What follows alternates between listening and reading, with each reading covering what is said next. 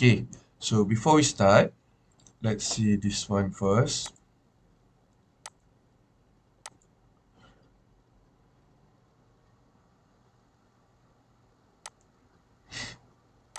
Alright, so as we know, this week is actually week 8, okay? And we don't have classes on week 7 since that one is cuti Wesak. So kita ada dua topik lah untuk cover pada hari ini, pada minggu ini, before you go for your special festive break. And on week 9, you are going to get your quiz 2. Okay, we are going to have quiz 2. So quiz 2 will cover up until type of motion. Alright, that is the first one. So this week we are going to cover these two topics. Okay, these two topics is quite a heavy one. So what I'm going to do, I'm going to make both recording today. So your class, the first class A and B, we will conduct class on mechanical basis of human motion, and I'm going to prepare the recording as well. And for the evening class, for the C and D, we are going to conduct. I'm going to conduct class on type of motion. So your task after today, please, okay, since I'm going to discuss only mechanical basis with you, so please later on view the recording of type of motion. So I'm going to give the same instruction to C and D lah. Diorang kena view mechanical basis of human motion. Okay, boleh kita macam tu? Can we do that?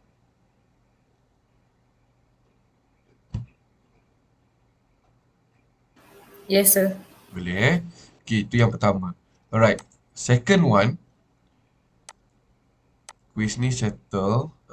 Your individual assignment. So I notice here there are still people who are not submitting.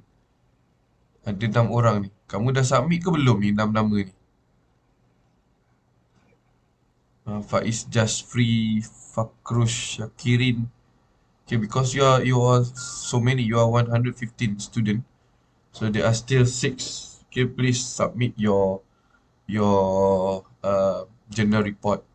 Okay, if not, you're going to lose your 10 marks. Okay.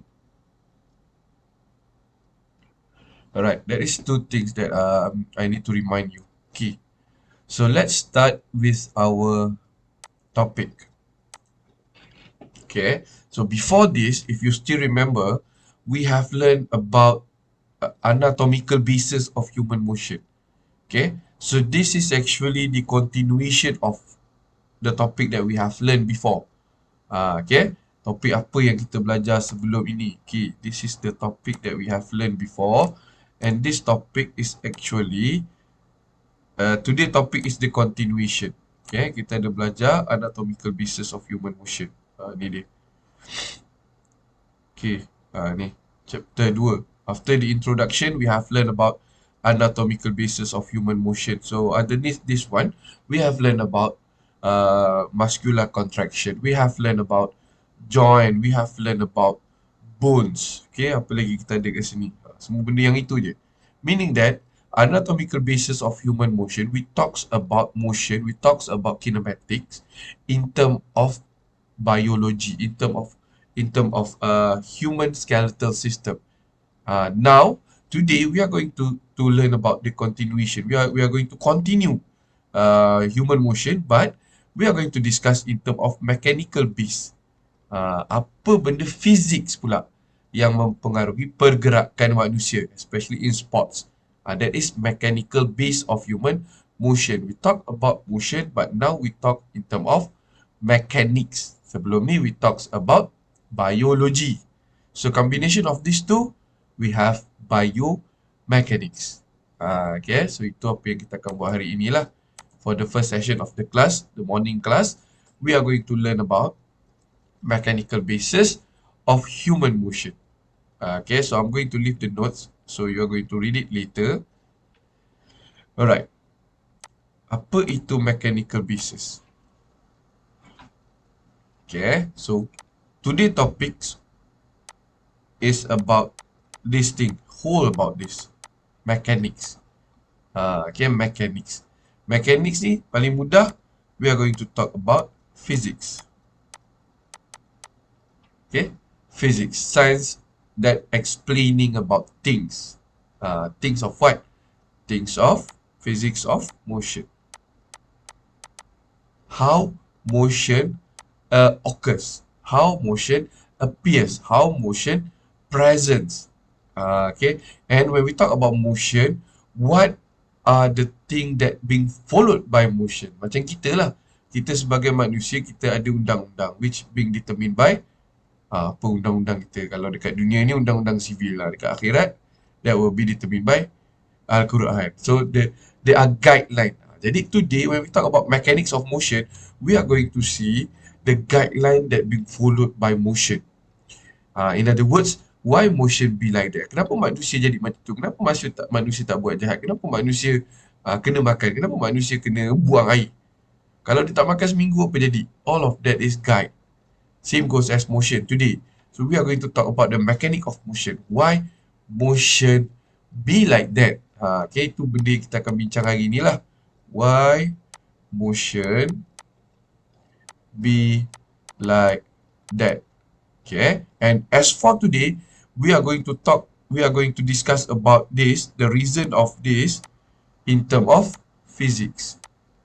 Yang sebelum ni kita belajar anatomical basis. Okay, before this we learn about anatomical basis of human motion. This one will still answer the same question. Why motion be like that? But in term of anatomy. Kita cerita tentang pasal tulang dia begitu. Kita cerita tentang pasal joint dia begitu. Kita cerita tentang architecture dia macam tu. Architecture. Our muscles have all of those things. We talk about PEC. We talk about SEC. All of this resulting motion. And this one is from the point of view of anatomical base. Today, we are going to talk about the same thing. Why motion be like that? But in terms of physics. Okay? Right. That will be the introduction of what we are going to learn today. Okay, medium. Right. So, to explain motion in terms of physics, we are going to explain Newton's law. Okay, Newtonian law. Sometimes you are going to see this one as Newtonian, N-I-A-N. Maksudnya law by Newton. That is Newtonian law. Okay, so to explain motion, especially in our universe, all the motion adhere or they actually follow this law. Okay, so this law, Newton law, there are 4 type of law. We call it as law of inertia, law of acceleration, law of reaction, and finally law of gravitation. So the first 3 can be put under a group known as law of motion. Maksudnya Newton law ni 2 lah. Satu law of motion, satu law of gravitation. Okay, law of motion ada berapa? We have 3. Newton first law, Newton second law, and finally Newton third law. Okay, 1, 2, 3. Alright. So let's go one by one. Alright. The first Newton law, this is the first Newton law, meaning that motion in our universe follow this law. They are going to do exactly what being said by the law, and they are not going to they are not going to break that. Manusia lain, we make law because we love to break it, but motion no. Okay, so the first law is also known as law of inertia. Okay, inertia ni, kalau bahasa kampung kita boleh katakan dia sebagai berat. Weight.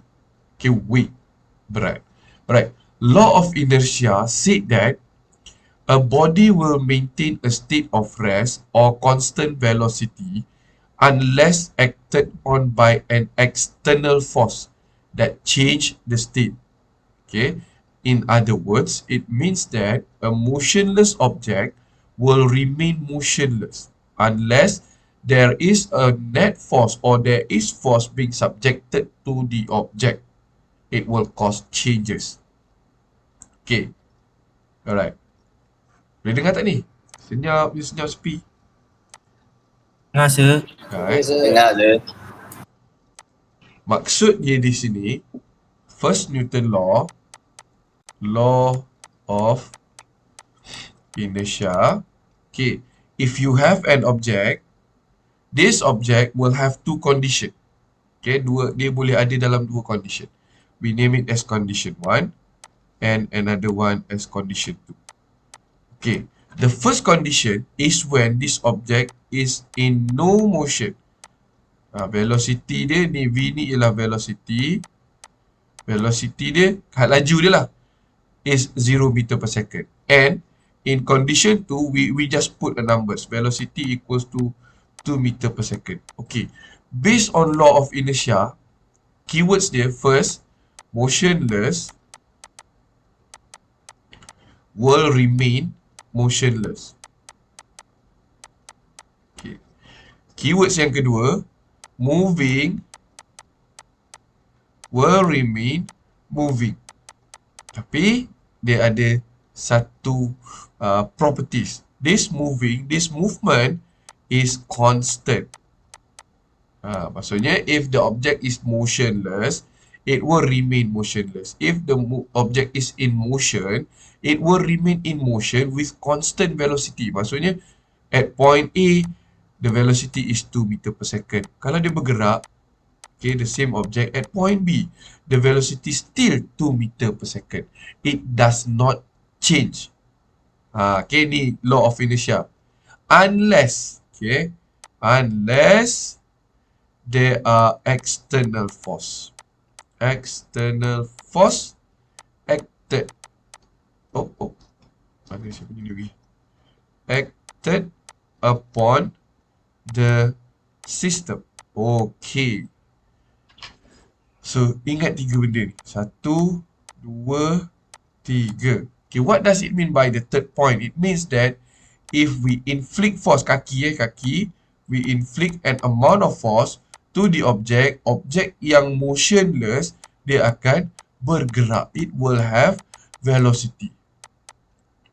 Same goes as the object which is in motion. If we put force to the system, tadi 2, patutnya dia bergerak 2 je, it will change. Okay, it maybe become 10, become melaju, melahu. What happen if we inflict force from different direction? Maybe it will cause the ball to change direction, or it will cause the ball to change in terms of velocity. Bola orang sepak kamu tahan, that is force externally. It cause the ball to stop. Okay, this is law of inertia. Motionless object will remain motionless. Moving object will remain moving unless there are external force acted upon the system.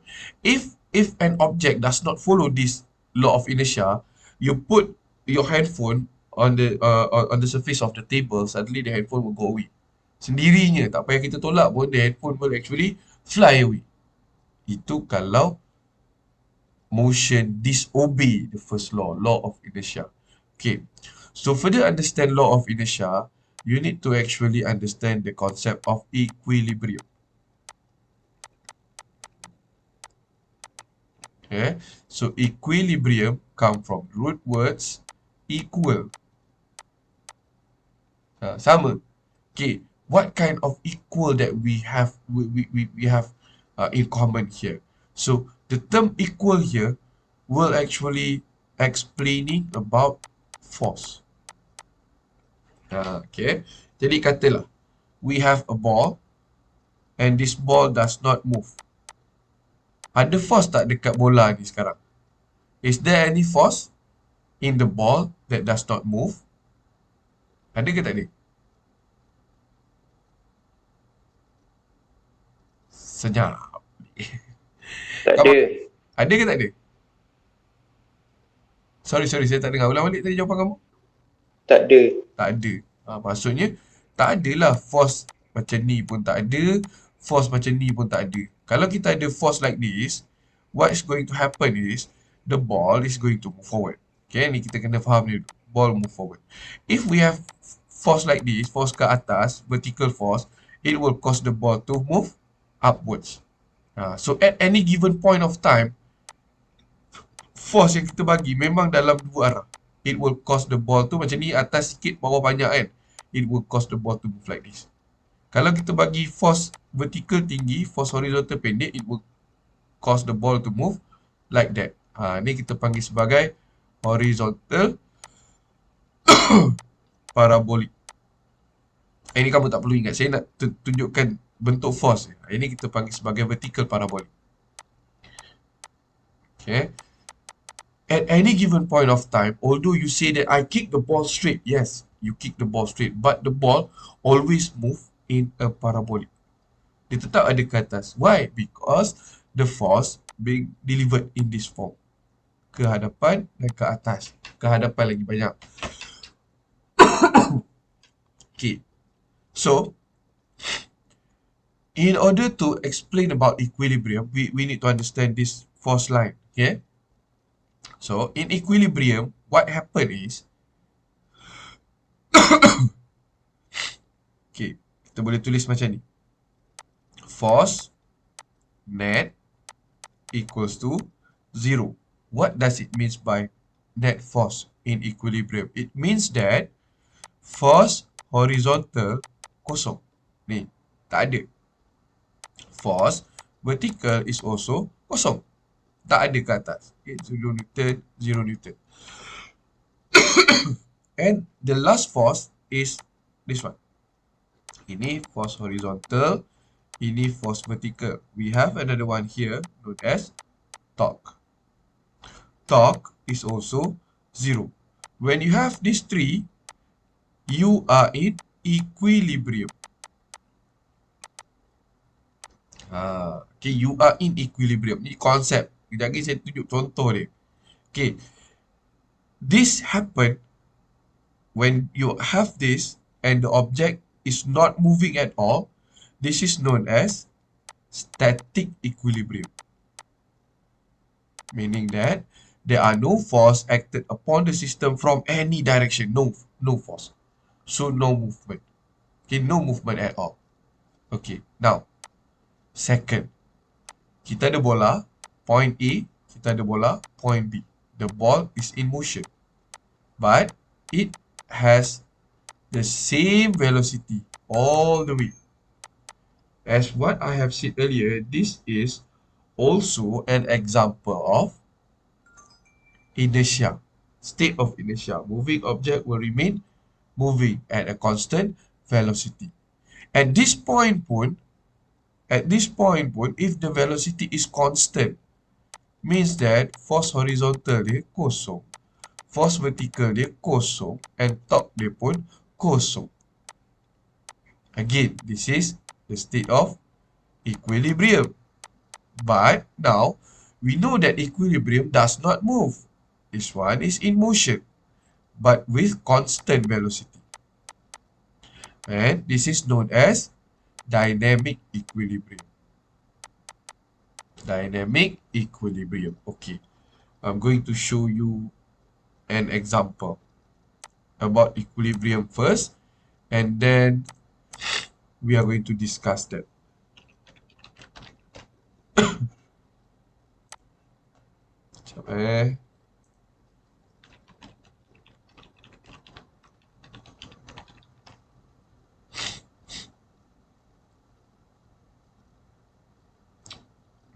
Sekejap Jap.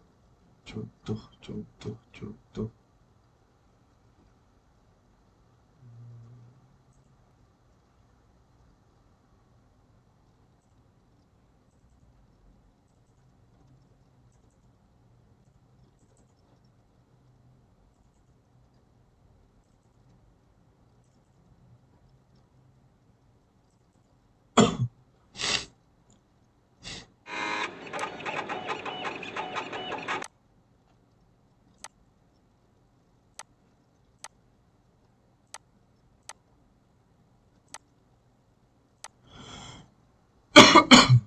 Equilibrium. Mana satu lagi tadi?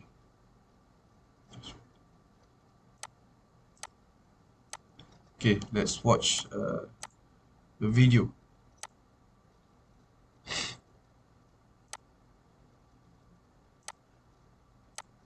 Alright, So this is an example of equilibrium. Can you see this video? Can you see this page first? Nampak tak ni? Small FLB. Nampak saya. Ada Nampak saya. ada sound tak? Ada. Ada. Okay, kita tengok konsep equilibrium. Equilibrium is a balanced state that stays balanced unless something knocks it out of balance. Sometimes it's pretty clear that you're watching a movie in reverse. But we can tell now that time is back to normal, driving systems into equilibrium. Equilibrium comes from Latin words for equal and balance. At equilibrium, opposing forces are equal, balance each other out, and guarantee that these balls will stay where they are. Okay, kita tengok konsep bola ni. Ni first konsep equilibrium. Kalau kita tengok dekat sini, mana? Okay. Apa yang kamu boleh cakap tentang kain ni dulu? What can you explain? What can you describe about this cloth first?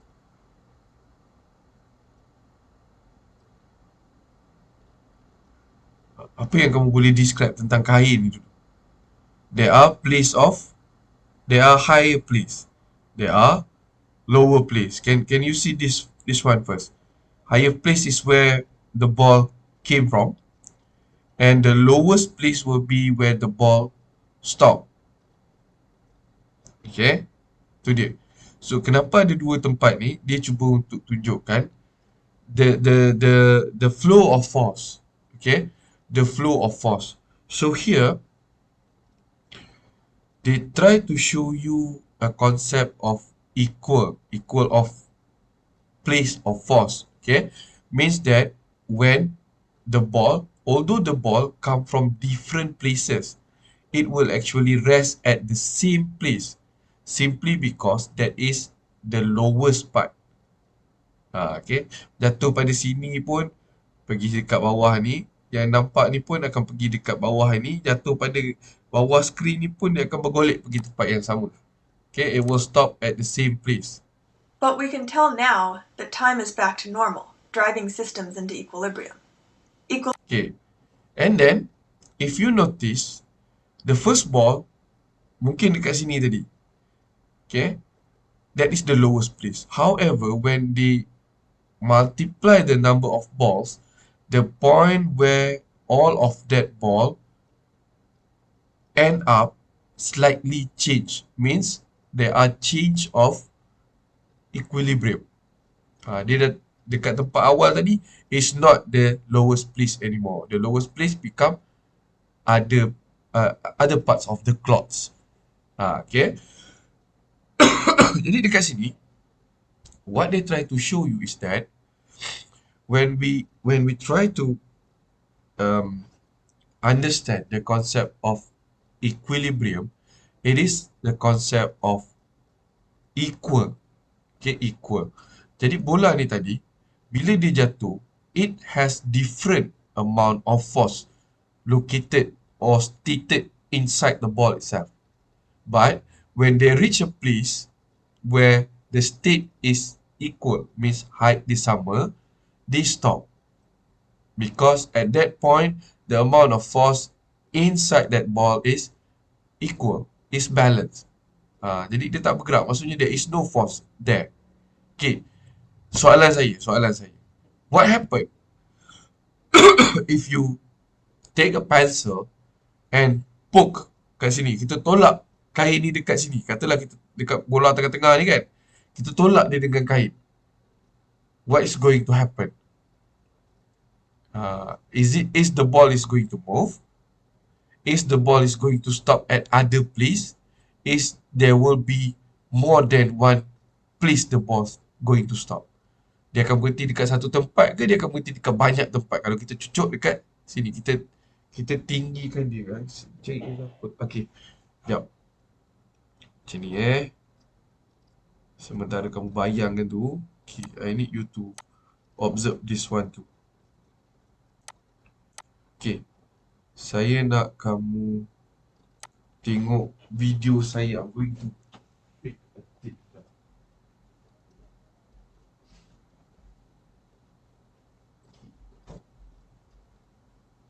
You see this one? Nampak kain ni? Alright. Boleh semua orang nampak kain ni? Nampak saya. Okay, nampak. Okay. Kalau saya ada macam ini and then saya gulitkan sesuatu, let's say saya ada, okay, kunci kereta. And when saya lepaskan dia, it will fall down. Okay?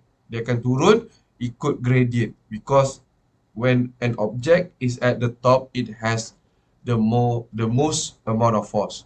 And when it goes downward, the amount of force is going to disappear up until the place where it reached the lowest part. So what happened kalau saya tolak pula bahagian sini? Tadi dia berhenti dekat ujung sini. Okay? Now if I poke this one,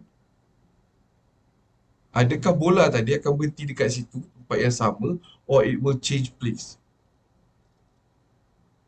It will change place. Dia akan pergi ke bahagian yang belah lain. Means that there will be other place that is the lowest part, and at that part the amount of force is zero. Tu konsep equilibrium. Maksudnya if we let go a lot of things, it will actually stop at the same place. It will actually stop at the same lowest place, meaning that when we talk about equilibrium, although the thing is different, okay, tapi dia tetap akan berhenti dekat tempat yang paling rendah because that is the place where the least amount of force being located. Okay, being located. Jadi dalam konsep equilibrium ni, sekejap saya buka balik notes equilibrium. Okay. Ini konsep of equilibrium. Okay, mana nak cakap all of our things, all of the things, all of jisim and jirim in the universe, it contain force. Okay, it contain force. However, if we don't poke around, if we don't pinch around, if we don't kick around, if we don't push, if we don't pull, it will remain at the same place. Jadi kenapa bola tadi dia tak nak duduk dekat atas sini? Because we poke around, we give amount of force. Cuba bayangkan kain tu tegak sahaja. Will the ball move? Bola tu akan bergerak tak ke mana-mana kalau kain tu flat? No. Okay, because there are no flow of force. Jadi law of inertia ni kita cerita tentang flow of force in term of this thing. Okay, in term of this thing. Kita cerita tentang flow of force macam ni. If there are no flow of force at all, so a motionless object will remain motionless. If there are no flow of force at all, motion object will remain motion. Pasal tak siapa ganggu dia. It has their own force. Unless ada external. So, bila ada external means that, kalau kata yang unmovable ni, kita bagilah dia force horizontal sama dengan 10 Newton. Means that we inflict force. It cause the ball to move. For moving object pula, katalah dia moving constant, kita pun inflict kat sini kan, kita inflict force. Dekat point ketiga, V bukan lagi 2. It will become 5 meter per second. It will become 6. It will become 8. It depends on the amount of force. Tapi kalau katalah dia tengah bergerak macam ni, we inflict a force in vice versa condition. It may stop the ball or it may further change the direction. Jadi equilibrium ni, it talks about equality. Okay, equality and balance of force. So, if there are changes like this, change of direction, change of velocity, same goes here, it change the velocity. When there are changes, there are no equilibrium. Dengan kata lain, kalau dalam sistem tu tiba-tiba FH, there are values X Newton. Fy, there are values Y Newton. FV. And torque, there are value, means there are value. The system is not in equilibrium state anymore. So, bila dia tak ada dalam equilibrium state anymore, it does not adhere ataupun it does not following inertia tadi. Pasal inertia kata Kalau kita tak bagi force, dia tak bergerak. Kalau kita tak bagi force, dia tak tambah laju. That is law of inertia. Meaning that in order for us to make those changes, we need to inflict force. Itu konsep pertama. No force, no movement. Force yang macam mana? Depends lah. If you try to move the ball forward, give horizontal force. If you try to move the ball upwards, give vertical force. If you try to rotate the ball, give torque. Without these three things, benda yang tak bergerak, tak akan bergerak sampai bila-bila. Benda yang bergerak akan kekal bergerak pada kelajuan yang malar or constant velocity. Remember that. That is the first Newton Law. So nak faham Newton Law tu, kita kena faham equilibrium. Concept of equilibrium. So if we inflict force, equilibrium will disrupt. Okay. And when you understand the concept of equilibrium, you are going to see one thing and one thing only. The thing that cause changes to the system, force ni kan. Ni force ni yang menyebabkan perubahan dalam sistem tu, it being manifested in term of acceleration. So, Newton Law of Inertia talks about equilibrium. It talks about acceleration. Apa yang dia cakap? If the acceleration in the system is 0, the system is in equilibrium. Tak kisahlah static ke dynamic. Okay, if the system does not have any acceleration at all, the system is in equilibrium state. That is Newton Law of Inertia. So these are the culprit. Ini penyebab dia. How we want to get acceleration? We inflict force. What kind of force? It can be horizontal, it can be vertical, it can be torque. When we give force, we are going to get acceleration. Acceleration will cause unmovable object to be movable. Acceleration will cause movable object will increase in speed, or movable object will be decrease in speed. All of that is caused by acceleration. This is Newton's first law. No force, no movement. Ataupun kita boleh cakap no force, no changes towards the system. Changes apa? Benda tak bergerak, takkan bergerak lah. Benda yang bergerak akan kekal bergerak pada kelajuan yang sama. That is Newton's first law. Okay, itu dulu. Any question for that? Do you have any question? No, sir. Boleh faham? Ini simple je. No force, no movement. Lepas tu baru kita cerita. If we give force, what kind of movement? Right.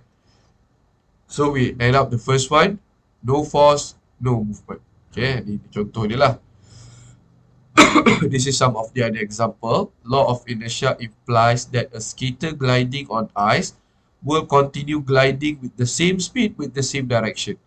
Tapi ini konsep. Dalam dunia sebenar, tidak. Kau glide on ice, you're going to stop because of friction. Okay, so we talk about law of inertia, we neglect friction for a while. Kalau kita masuk friction, you are going to stop lah. Okay, friction kita akan cerita dekat Newton's second law. So, we know that without force, item will be in equilibrium. That is the state of inertia. Okay, motionless will remain motionless. Movable will remain movable with a constant velocity unless there are external force. Okay, now we go to the second Newton law. It's about law of acceleration. Now, it talks about that force. Okay, force tu akan menyebabkan pergerakan macam mana.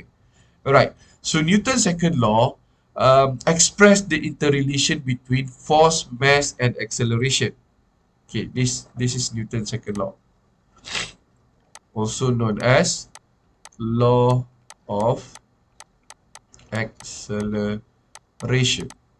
Okay, so law of acceleration being described as interrelation, okay, being expressed as interrelation between force equals to mass time acceleration. Okay, capital F representing force, mass, okay, small cap m is mass, and A is acceleration. Pak, kita dah tengok benda tadi dah. Ada force, ada acceleration. If you don't have force, if force is 0, acceleration will also equals to 0. There won't be any acceleration. Mass ni apa? Mass ni mass of the object. Okay. Now, Newton's second law talks about this thing. Kita dah ada objek tadi kan? This object does not move. 0. And then, we inflict an amount of force to the object. It will cause the object to move. Ni konsep dia. Okay, when we inflict force to the object, it will cause the object to move. Now, law of acceleration talks about ni. Pergerakan ni macam mana? There are 4 keywords here. Lah. Saya contoh tadi tak tunjuk kamu pun. Okay, I'm going to repeat it a bit. Law of acceleration. Acceleration. Okay. It expresses the relation between force with mass and acceleration. But force is capital F, m is mass of the object, and a is the acceleration of the object. When we have acceleration, and then only we are going to have velocity. Okay, ni benda yang kita bincang tadi. Force cause acceleration. Acceleration cause changes to the system. Okay, so if force kosong, jadi dia kosong equals to m, acceleration dia pun kosong. There won't be any acceleration without force. Okay, alright. So, what Newton's second law explain, it talks about this thing. We have an object tadi kan. So, the object does not move. 0 meter per second. We inflict external force to the system. Kaki, sepak. And it will cause the ball to travel. So, Newton's second law talks about this thing. What kind of travel can we explain based on Newton's second law? Okay, so for that, we have 4 different points. Okay, 4 properties for you to remember. Alright, the first one. A force applied. This one is external force. It will cause the body to accelerate. First one. Okay. Okay. That is the first one. A force or an external force acted upon the system will cause the system to accelerate. First point.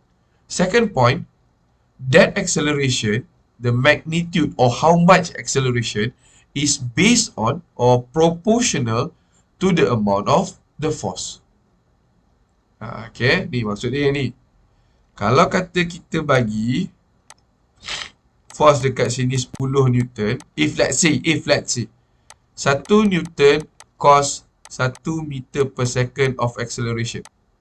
So if we give 10 Newton, the acceleration value is going to be 10 meter per second. Ini meaning of it.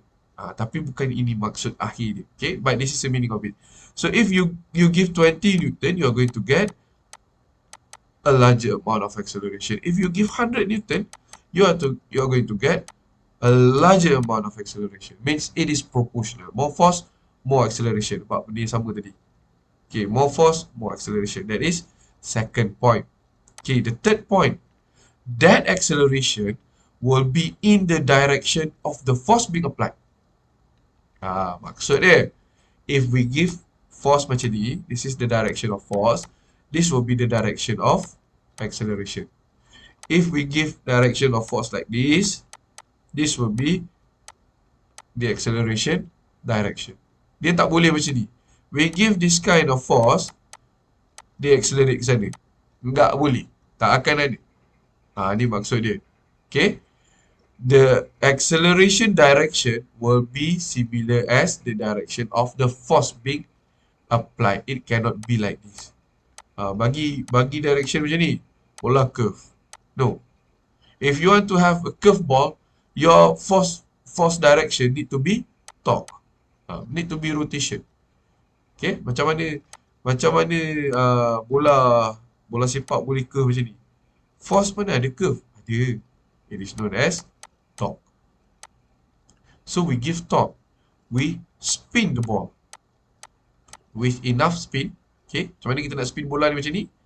You are going to put imply this kind of force. Bukan force tegak, but force diagonal. It will cause the ball to spin. And this spin is known as torque, which will cause deviation of line. Patutnya bola gerak macam ni, but, sorry. Kalau kita tengok ni kan, eraser. If we take a look at the line of force here, the line of force is like that. Supposedly bola ni travel ke sana at the similar direction of the force. But since our intention is actually to rotate the force, this is known as rotational force or torque. And torque will cause deviation of the ball. This deviation of line is known as Magnus effect. Ni untuk pengetahuan kamu saja. Okay, means if we try to have a rotation, we give a rotational force. Rotational force is torque.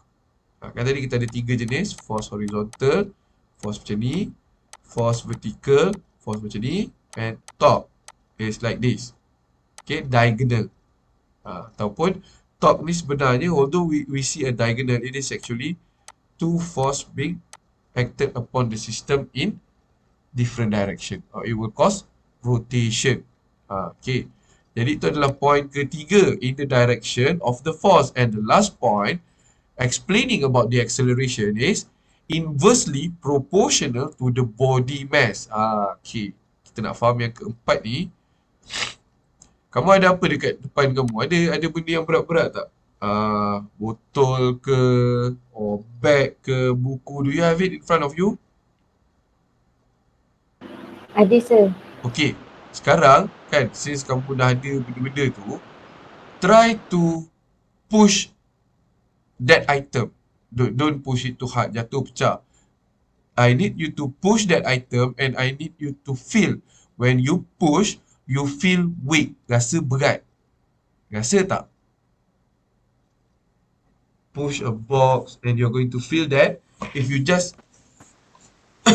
can you see me? Nampak saya tak? Can you see me? Nampak. Okay. Just put like nampak kotak hitam ni tak? Can you see this one? Tak nampak, sir. Tak nampak je. Betul ni? Masa saya angkat je nampak, sekarang tak. Ya ke? Sekejap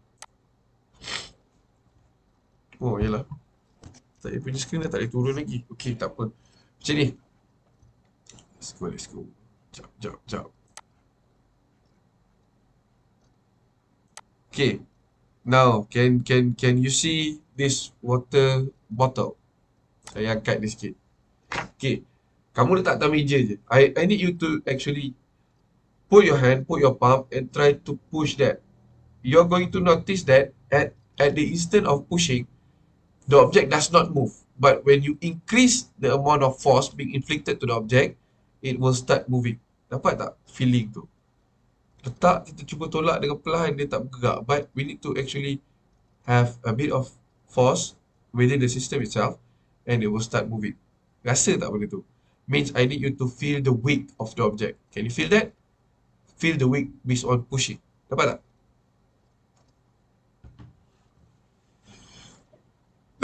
Dapat? Dapat rasa? Dapat, sir. Okay. Dapat, sir. Jadi yang ini yang selalu orang tanya tadi, kata kalau kita applied force, it will cause the object to accelerate in the magnitude of the force. Maksudnya kalau kita bagi 10, dia gerak 10. Kalau kita bagi 20, dia gerak 20. Kalau kita bagi 100, dia gerak 100. But now no. Kita bagi 10, dia mungkin gerak 8. Kita bagi 20, mungkin dia gerak 18 je. Ataupun 16. Means that the pergerakan is being slashed a bit. And this is due to the fourth point. Okay. Jadi apa keseluruhan dia? Keseluruhan dia begini. We have an object. We inflict force. It will cause the object to move. Okay. What kind of movement? The magnitude of the object is similar or is proportional. Dia tak kata similar, dia kata proportional, berkadaran. Meaning, if we give 10, maybe we are going to get 8.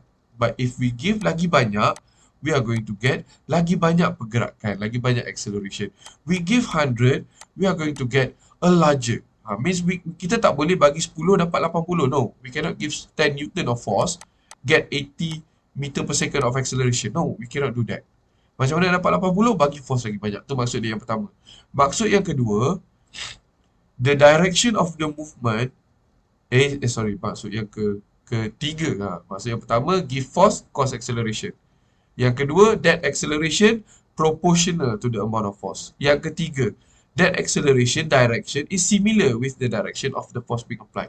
Dan yang keempat, inversely to the mass of the object. Meaning, when we push object like this from left to right, there will be another force acted from right to left. And this one is known as the mass of the object. Ataupun nama kampung dia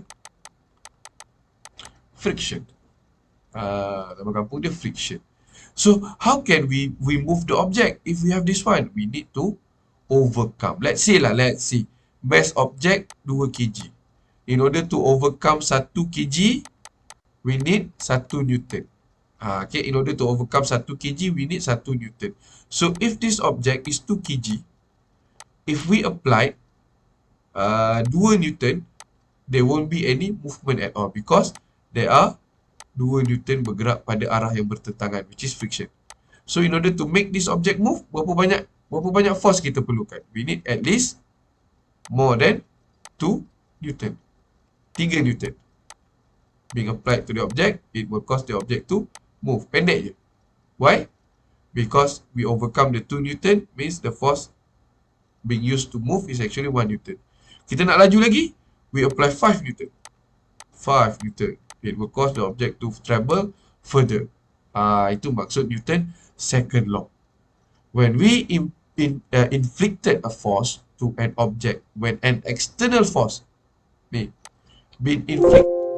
inflicted to an object, it will cause the object to move. Point yang pertama.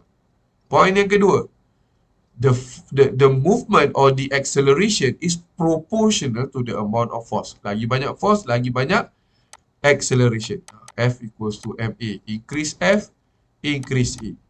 Yang ketiga, the object will move at the same direction of the force being applied. Tak boleh bergerak macam ni. Sepak ke atas, bola bergerak ke bawah. Tak boleh. Sepak daripada bawah ke atas, bola bergerak ke kanan. Tak boleh. It will move at the same direction of the force being applied. Number 3. And number 4, at the same time, there will be mass inversal to the mass of the object. Maksudnya, dalam masa sama, there will be friction works upon the object in vice versa direction. That is the weight, the sense of weight that you feel. So, that is actually Newton's second law. Ni dia. Kita bagi contoh. When a ball is thrown, kicked or struck with an implement, it tends to travel in the direction. Okay, ni maksud dia punya definition lah. Okay, 1 kilo, if a 1 kg ball is struck with a force of 10 Newton, the resulting acceleration is 10 meter per second. Tapi kalau bola tu lagi berat, force sama, acceleration dia jadi kurang because we need to overcome the mass of the object itself. Itu Newton second law. Okay, boleh faham yang tu? Give force, it cause acceleration. What kind of acceleration? That is Newton's second law punya explain. Sama dengan amount of force. Sama direction dengan direction of force. And then, there will be mass in vice versa direction, which is friction. Maksudnya, that amount of force being inflicted is also subjected to friction. Itu Newton's second law. Newton's first law, no force, no movement. Newton's second law, give force, movement. And this is the properties of the movement. That is Newton's second law. And Newton's third law, okay, it talks about, ni ada satu nama dia kat atas ni, law of action and reaction. Okay. Newton's third law state that every applied force is accompanied by a reaction force. For every action, there is an equal and opposite reaction. Okay, macam ni.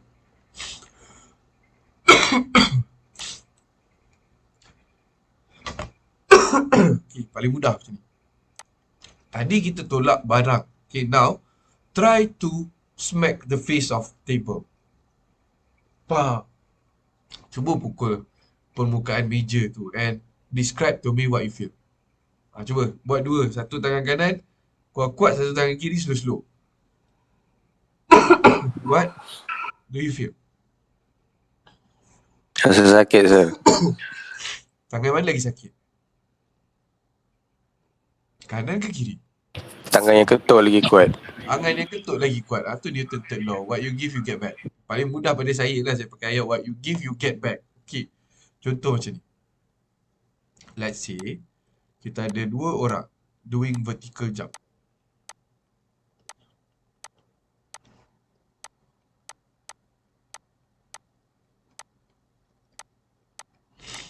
Orang satu lompat dia tinggi, orang dua lompat dia rendah. Kenapa? Why? Why do you think this phenomenon occurs like that? Anybody? Force yang di-apply lagi banyak. Ya, force yang dia apply lagi banyak. Okay.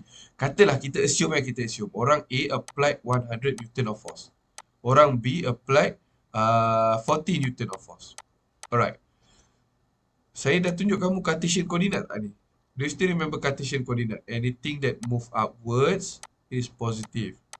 Anything that move downwards is negative. Anything that move to the right is positive. Anything that move to the left is negative. Ada tak saya tunjuk kamu benda ni? Ada sir. Ada. Ini Cartesian coordinate. Jadi, when we explain about force, force is a vector. Okay, kita ada dua benda kan. Kita ada skala dengan vektor. Saya ambil yang penting je. Dua-dua ni ada magnitude. Magnitude means how much lah. But vector, dia ada direction. Skala tak ada. Okay, skala tak ada. Ni lah direction dia. Alright. So, like this. Mamat ni inflicted 100 Newton ke lantai. Okay, this is the floor. Meaning that, Mamat ni apply 100 Newton macam ni. Maksudnya Mamat ni apply negative 100 Newton lah. Mamat ni apply negative 40 Newton ke lantai. At the same moment of the force being applied to the lantai, the lantai will actually return the same amount of force. Jadi Mamat yang apply 100 Newton, it will be returned by the lantai as plus 100 Newton. Same goes as Mamat 40 ni. It will be returned as plus 40 Newton. The amount of force being delivered is similar. But the direction of force being delivered is different. Ini Newton third law. For every action, this one is the action, there will be an equal but opposite reaction. And that is the reason why if you try to have more outcome, inflict more force. Tak bolehlah kita nak inflict 40, we try to have result of 100. You are not going to get that. The force does not obey that kind of law. They obey what you give, you get back. For every action, there will be equal but opposite reaction. So if you want to have more outcome, give more input. The outcome will be better. If you want to kick the ball further, give more force to the leg. So the ball is going to travel further. If you want to run faster, produce more force at the hip and thigh. Have a good rotational movement. So you are going to get a faster speed at the leg. Lari lembab cuba nak menang, tak boleh lah. Okay, itu maksud dia. That is Newton third law. Action, reaction. Meaning that more force being given, more outcome will be getting. Okay. More force, more outcome. More force, more outcome. In order to do that, kita sebenarnya akan cerita tentang relation between force and impulse. Increase force, increase impulse. Less force, less impulse. For every action, there will be equal but opposite reaction. This is Newton third law. Contoh macam orang ni. First player, 90 kg. This one. Second player, 80 kg, this one. If the first player exert a force, if F exerting 450 Newton from player nombor 2, player nombor 2 exerting how much force from player nombor 1?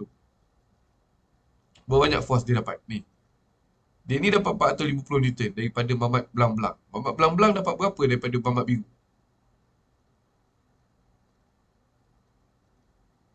Berapakah? Newton third law. If Mamat Biru berlanggar dengan Mamat Belang-Belang and exerting 450 Newton, Mamat Belang-Belang yang langgar Mamat Biru will also exerting 450 Newton. The difference is just one is positive, one is negative. That's all. Means the direction is different. The amount will be similar. Okay? Boleh? Are you okay with that?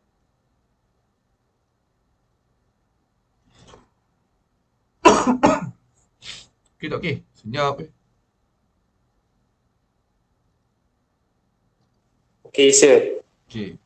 Jadi katalah kamu main martial arts. So you punch your friends. You punch your opponent. Okay. At the point of contact between your face and the face of your opponent, for sure you know your opponent is going to feel a lot of pain. Same goes as your hand. Lagi kuat kamu tumbuk, lagi sakit tangan tu. Because it absorbs the same amount of force being delivered from the face to your hand. As similar as you delivered force from your hand to the face. Ini Newton third law. So if you want to get more, give more. There is no such thing as give less, gain more. No, in terms of force. Ini adalah 3 Newton law. Okay, this is 3 law of motion. Meaning motion in the universe obeying these 3 law. First one, if there are no force, there won't be any changes. Tu Newton law of Newton first law. No force, no changes. Okay, means law of inertia.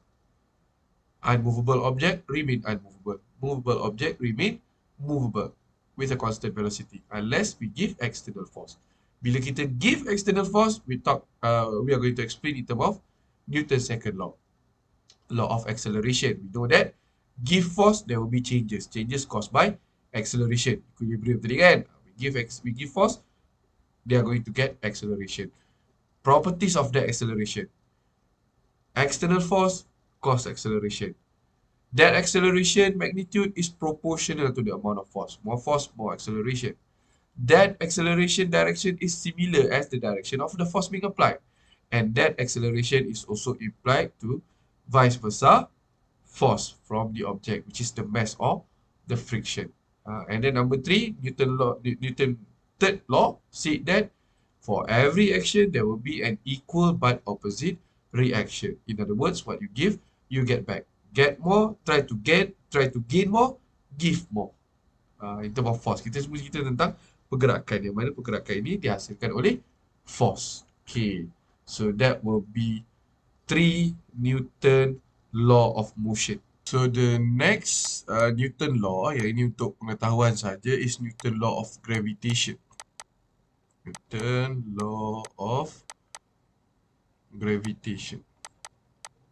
Okay, and we know that in the Earth, the gravity being noted as negative 9.81 meter per second square, meaning that object being pulled down at a value of 9.81.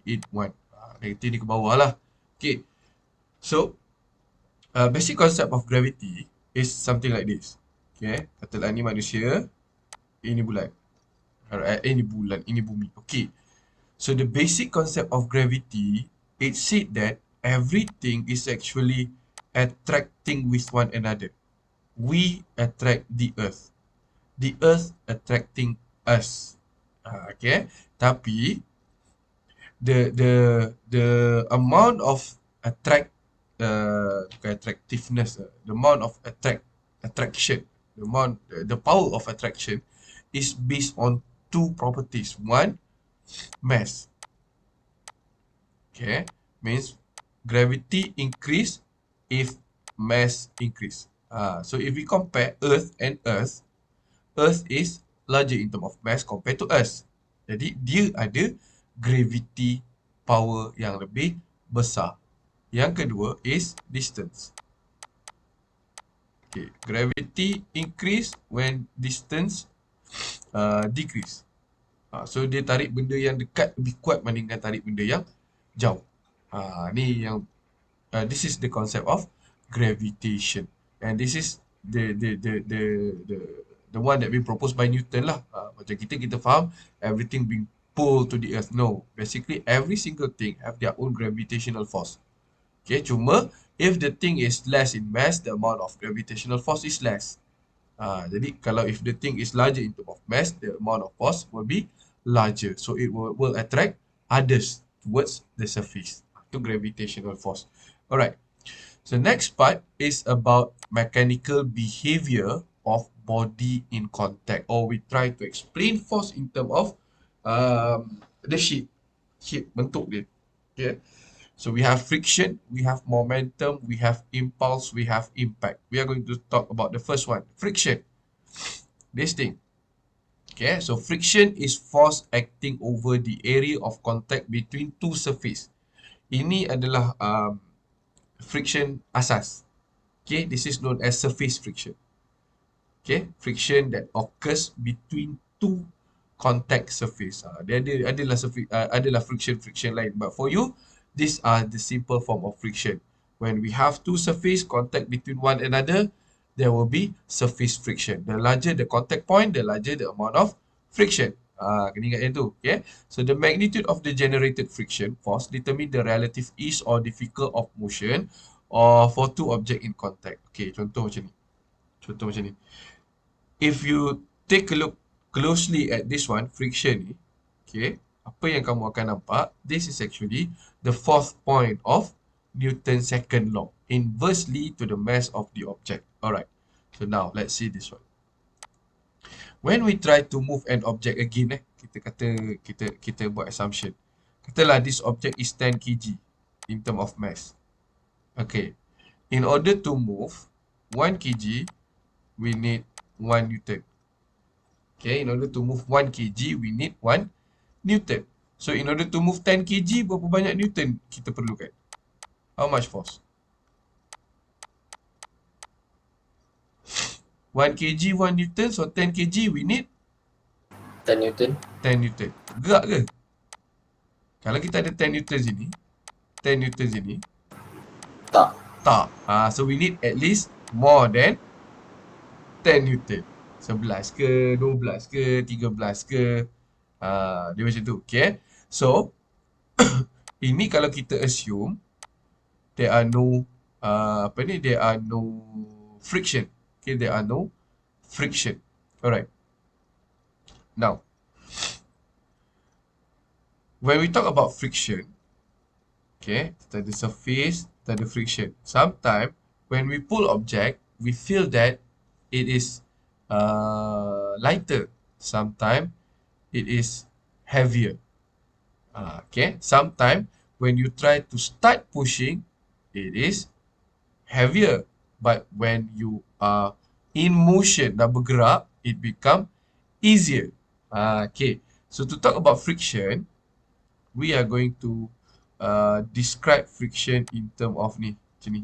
U terbalik the echo. This is known as friction coefficient. Okay, and friction coefficient can be described into two. Satu, kita panggil sebagai friction static. Static friction coefficient. Yang kedua, D, dynamic friction coefficient. Usually Sir? yeah, Saya tengah conteng ke? itulah tak tekan. Okay. Ni kan, this is the contact between two surface. So we can describe friction here in term of ni. Macam ni, balik. Kita buat U terbalik. Macam ni. Nama dia friction coefficient. So friction coefficient dia ada dua jenis. Satu, US, static friction coefficient, and number two, it will be UD, dynamic friction coefficient. Okay. So numbers dia usually static friction coefficient ni US is going to be larger than UD. Dia macam ni. Okay. And then to know how much force we need, first we need to know how much net force there are in the system. Okay. Contoh kita ada satu kotak 10 kg. This is dia punya mass. Okay, this is dia punya mass. And then kita ada static friction, katalah 0.8.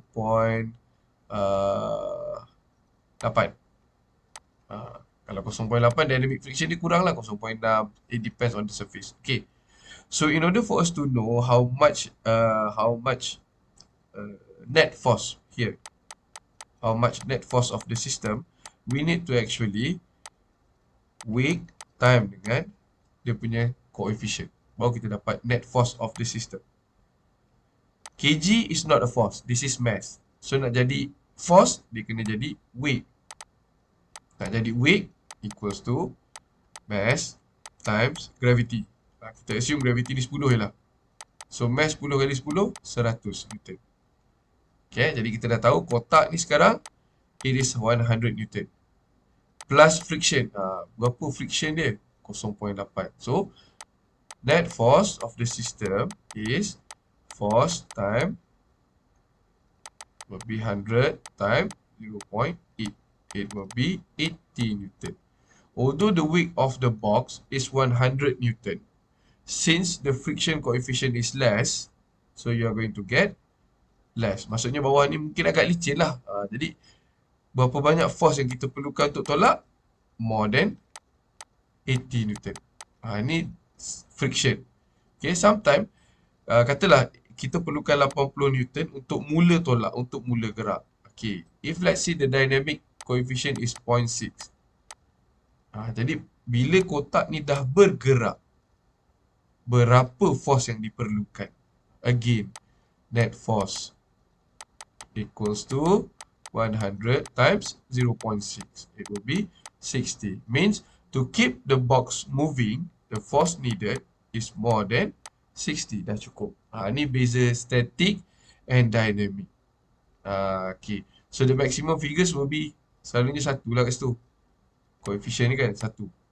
Jadi kalau kata 100 kg, coefficient 1, so total force diperlukan ialah 100 Newton. This is friction. Okay. And then based on the concept of friction, in order for you to actually make the box move, okay, this is the force being applied, this is friction. Okay, this is weight.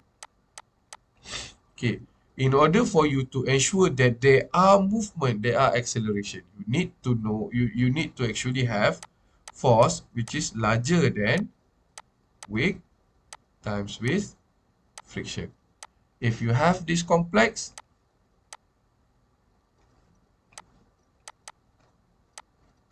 the object is going to move. Tapi kalau weight is lesser than, force being applied lesser than net force of the system, dia tak akan bergerak. Contoh net force 100, force 80, takkan ada pergerakan. But if the force is 100, the net force is 90, you're going to get movement. Kalau force dia 100, net force dia pun 100, bergerak tak? Can it move? Tak. Tak bergerak. Ni konsep friction. Okay, in order for you to move an object, Newton's second law, we need to apply force. How much force? The force need to overcome the net force of the system, and then only you're going to get movement. Ni adalah mechanical body yang pertama, or known as friction. Okay, kinetic force. Dia panggil sini kinetic force. So force being applied need to be larger than kinetic force, and then you're going to get movement. Tapi kalau force being applied lesser than kinetic movement, jangan berangan, haram jadah, dia takkan bergerak. Sama juga kalau force applied is equal with kinetic force, you are not going to get any movement at all. That is the first one, the first mechanical body. Okay, so the second mechanical body and the third one, I'm going to show this together, momentum dengan impulse. Dia impulse. Ni dua benda ni saya akan tunjuk sekali. Pasal dia adalah benda yang berkadaran. Okay, second mechanical body is known as momentum, which we can write as capital M equals to mv. This is momentum. This is mass. This is velocity. Okay, so momentum is the amount of movement. Kalau kita nak explain dia ada momentum besar, maksudnya amount of movement dia besar. Lori momentum dia besar, kereta momentum dia kecil. The amount of movement is large and small. Okay, partner for momentum is known as impulse. Or it will be write as I equals to Ft. I is impulse, F is force, T is time. Okay, impulse is amount of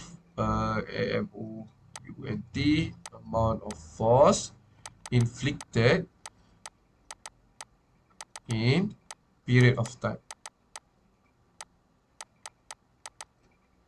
Okay, berapa banyak force kita bagi dekat suatu objek dalam satu masa. Example bola ni kan, kita contact. Okay, when there are contact, this is known as collision, we inflict impulse.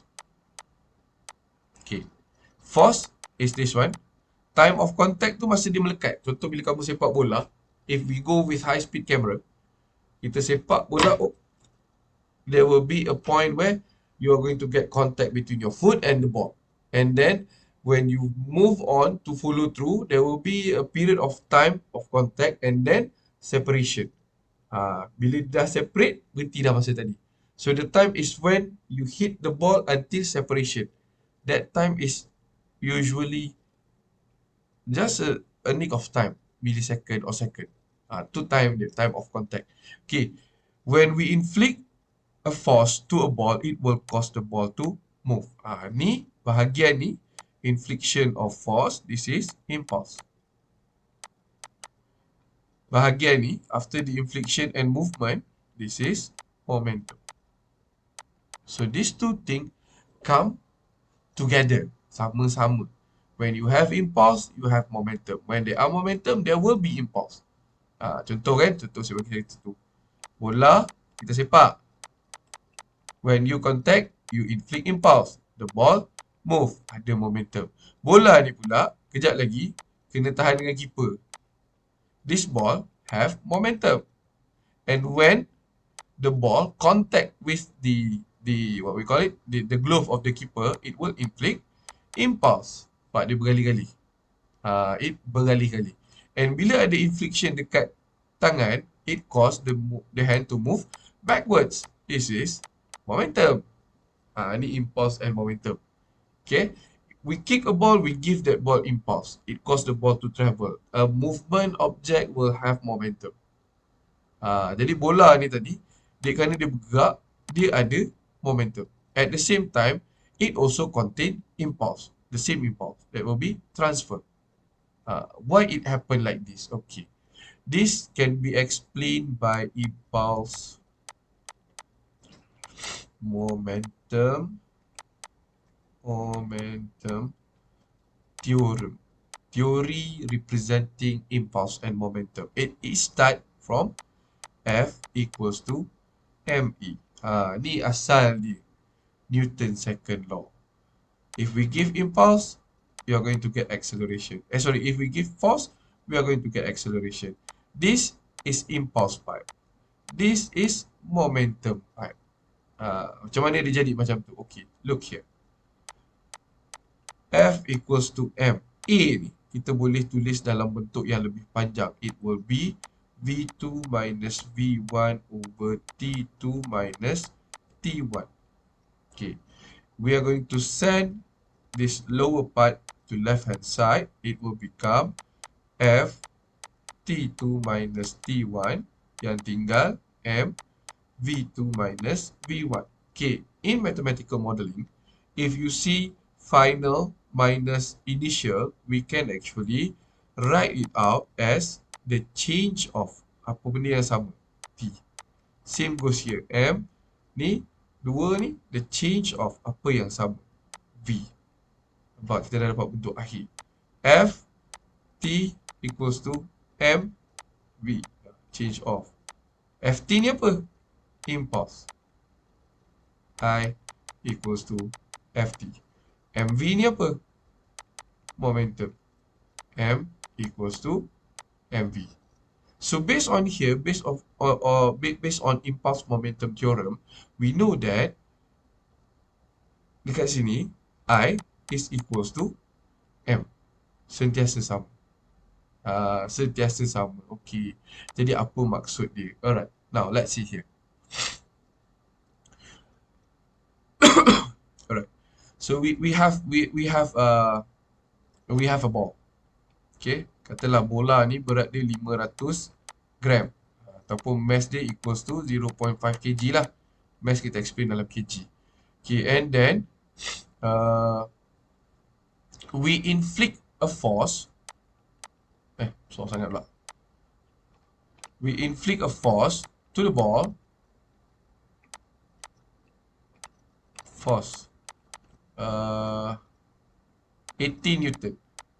Okay. And the amount of time contact, let's say 1 second. Berapakah kelajuan bola itu sekarang? So we know that from here we can find out how much impulse the object have, the ball have after being kicked. Impulse equals to Ft. So F dia berapa? 80. T dia berapa? 1. So the impulse being given is 80 Newton per second.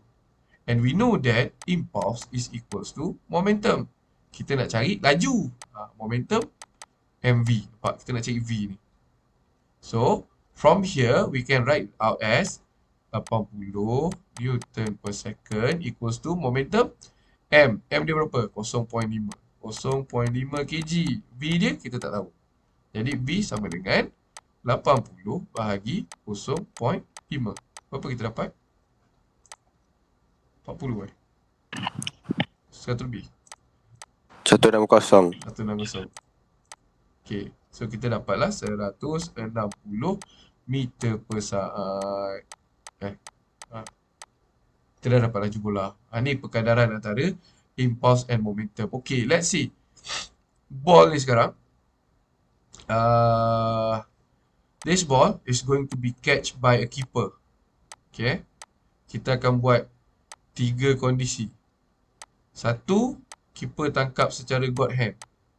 Tangan tegak lurus je tahan bola. Yang kedua, the ball is going to be catched by the keeper and the hand will be retracted. Dan yang ketiga, the ball is going to be catched by the keeper, the hand will be retracted and the keeper wear a thick glove. Jadi beza tiga-tiga ni adalah masa. Let's say masa yang pertama, the ball is going to contact and stop. So the time to stop 0.5 second. Nombor 2, the ball is going to be contact and retract. Means the time to stop is 0.9 second. And number 3 ada padding and then retract. The time to stop, let's say 1.2 second. Now let's see how much force being inflicted by the ball to the hand. Kita terbalikkan pula. Kita dah ada impulse awal. Kita dah ada momentum. Now we try to see how much force being transfer from the ball to the glove. Okay. So to do that, kita ambil kat sini Time 1, 0.5. Time 2, 0.9. Time 3, 1.2. Okay, we know that the ball momentum is berapa momentum dia? 80. Okay, 80 Newton per second. Now we try to find out F1, F2, F3. Amount of F inflicted to the hand.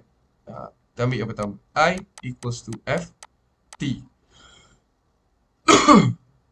80 sama dengan F 0.5. Okay, yang kedua.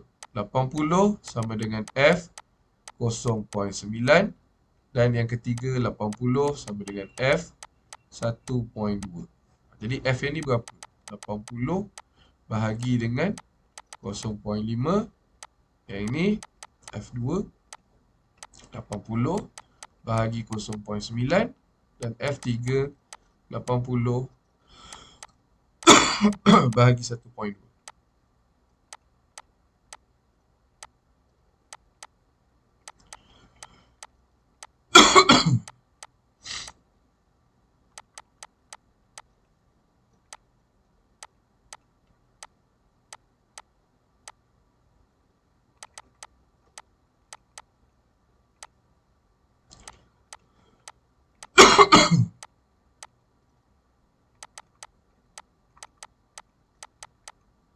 These are the three different force being inflicted to the hand of the goalkeeper. First, God hand. Tangkap bola tegak berhenti. 2, retraction hand. And number 3, retraction plus glove, which is further increase the amount of time. Okay, nampak pada 3 ni we know that God hand takes the largest amount of force compared to the third one. Beza dia berapa? This one is 0.5. This one is 1.2. Beza dia 0.7 saat je. Not even 1 second. If let's say human hand can only withstand 90 Newton of force, apa jadi dekat tangan orang pertama? Tangan kita boleh tahan 90 je. Apa jadi dekat tangan keeper yang pertama? What is going to happen to the first keeper? Patah. Yang kedua? Okey. Tapi hampir-hampir ni. Kan dah dekat. Yang ketiga? Selamat. The difference is just 0.7 second. This is how we play around with impulse and momentum. Okay, this is how we play around. Macam mana ini saya tunjuk kamu dalam contoh teknik development dengan dengan sport engineering. How we come up with equipment with a new one. Impulse momentum. Okay, and by knowing impulse momentum tu, we can actually determine why a range of motion is important. Okay, contoh kita ada 2 orang main bola, satu sepak macam ni, kick a ball, another one sepak macam ni,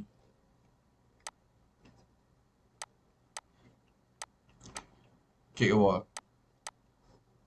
Okay, katalah this action, full action cost 1.5 second. And this action cost 1 second. The difference of 0.5 second. Okay, berapa laju bola ni? Okay, katalah dua-dua ni bagi force yang sama. Force being applied is 80 Newton. Force being applied is 80 Newton. And the ball weight is 0.5 kg. 0.5 kg. So, how fast ball A travel? How fast ball B travel? With a difference of 1.5 second. Ini kita proofkan why range of motion is important. Okay, kita tengok I equals to Ft. So, we have equals to 80 times 1. 80 Newton per second. This one is I equals to Ft. We have 80 times 1.5. Berapa ni? 1.5.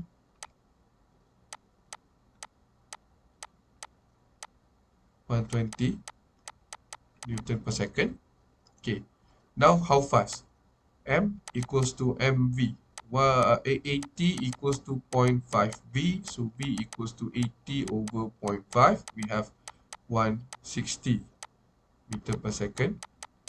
This one, m equals to mv. So, 120 equals to 0.5 v. So, v equals to 120 over 0.5. It will be 240 meter per second. Look, with just a mere of 0.5 second, we can actually have quite a significant difference in terms of velocity of the ball. Ni kenapa range of motion is important in order for you to get more outcome. This is how we use impulse, and momentum mechanical bodies. How we play around with that. Okay, boleh? Are you okay with this? Okay, sir. Okay, Alright. sir. The last one under mechanical bodies is impact. Okay, impact ni saya bagi kamu konsep. Alright. Impact is collision, pelanggaran. Okay, and when we talk about impact, it can be characterized by the exchange of force during a small time interval. But change of force, small time interval. So impact is actually the change of impulse. The change of impulse. Impulse 2 minus impulse 1. Ataupun impact can also be described in two different forms. One is known as elastic, and another one is known as plastic. Okay. Tu elastic, plastic. Apa beza dia? Elastic impact, impact during which the velocity of the system is conserved. In other words, elastic impact ni after collision, both of the system is going to move and it going to retain the same shape. Contoh, bola tenis, kita baling kat atas lantai. It will bounce. Itu elastic. Why? Because it still have the velocity being retained in the system and the shape of the ball is going to be similar. Now try the same thing, baling bola tapi instead of baling bola kita baling tebikai. When the tebikai hit the floor, it will shatter. Means the amount of velocity change, the amount of force in the system change, the shape of the system change. Itu nama dia plastic impact. Okay, elastic impact is when after the collision, both of the system retain the shape and retain the velocity.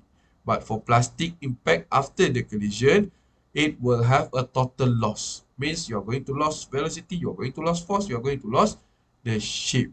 Itu adalah impact plastic and elastic. And to describe plastic and elastic, we are having a coefficient of restitution.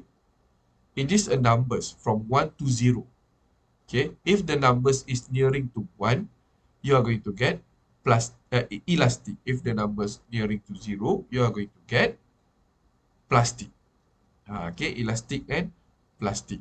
Okay, when two bodies undergo a direct collision, the difference in their velocities immediately after impact is proportional to the difference of their velocity immediately before impacts. So these are the formula for coefficient. Relative velocity after impact, relative velocity before impact. V dengan U ni objek. Okay. Objek pula. 1 and 2 ni objek. V ni velocity after. U ni velocity before. Contoh kita ada objek 1 tebikai, objek 2 bola sepak. So lepas kontak yang macam mana terjadi. Jadi kita akan ambil velocity akhir tebikai tolak velocity akhir bola sepak. Same goes as velocity awal tebikai tolak dengan velocity awal bola sepak. So if the numbers later on nearing to 1, we know that the collision is elastic collision. Maksudnya lepas dia berlanggar, dua-dua tu retain the same shape. But if we get the numbers is nearing to 0, we know that that collision is plastic. Means one of the parties going to change shape. Tu maksud dia. And this is how we want to how we prove collision lah. Okay, so apa-apa pelanggaran itu kita panggil collision. Contoh macam bola dengan glove tadi, that is collision. Kita sepak bola, that is collision. So when collision happen, there will be change of impulse. There will be impulse being inflicted to the system itself. So that will be the last mechanical body for our topic today. Okay, saya recap. We have a mechanical body of motion, which consists of Newton's law of inertia. No force, no movement. Motionless object remain motionless. Moving object will remain moving with a constant velocity. Newton's law of acceleration, which said that when we inflict force, it will cause movement. That movement is magnitude proportional to the amount of force, direction equals to the amount of force, and in vice versa direction of the mass. And we have third Newton law, for every action there are equal and opposite reaction, or what you give you get back. Okay, there are gravitational force, and later on we have a mechanical body which start with friction. static friction, dynamic friction. So if we want to have the object move, our force being applied need to be more than the kinetic force ataupun the net force of the object. And then second one, we have impulse, the amount of force being inflicted in a period of time. The third one, we have momentum, the amount of movement. Have impulse, have momentum.